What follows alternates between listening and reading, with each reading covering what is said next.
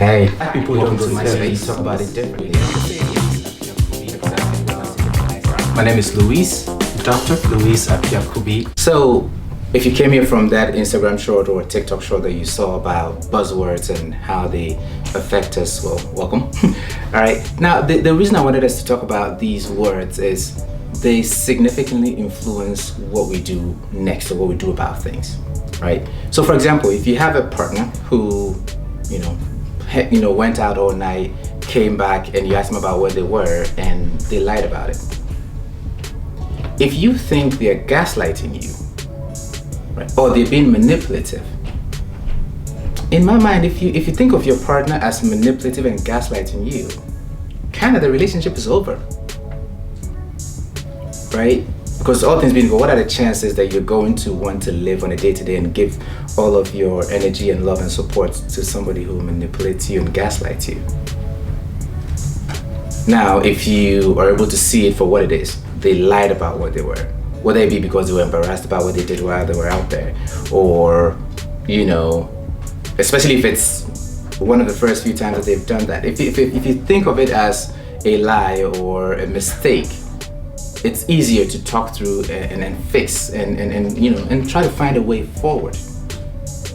But when you begin to see and think of them as, gaslight, I feel like gaslight is a whole lot more intense than we may think, right? And so that's one example, right?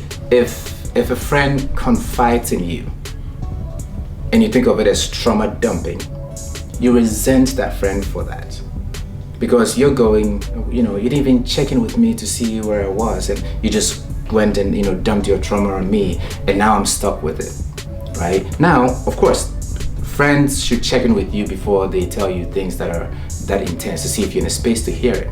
I get that, right? But if the thought process is this person is always trauma dumping on me, you're probably thinking about cutting this friend off. But if the thought process is, all right, this friend loves me, appreciates my thoughts on things, and likes to, share their history with me or talk through things with me, right? Then you can have a conversation and say, hey, oftentimes when you talk to me about some of these things, it's heavy and it's difficult for me to sit with, especially when you're gone, right? So can we, do less of that, or can you, please check in with me first if I'm in a space for it before we talk through, we talk through those things, or we talk about things like that, right? So you see, like, the name we're putting to the action can significantly influence how we treat it or what we do about it, right? So please, if there's somebody you don't like very much, it doesn't necessarily make them a narcissist.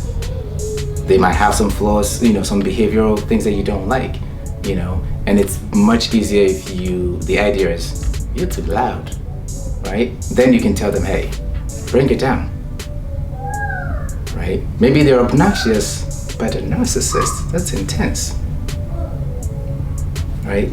So please, these buzzwords, sometimes it's almost as if they're cool to say, right? But when we hear them enough, we internalize it,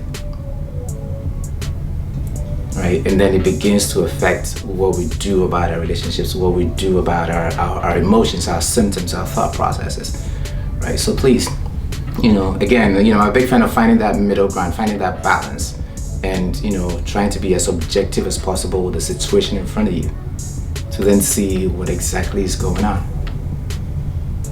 All right. As always, it's always great to see you. I appreciate you spending time with me. Peace.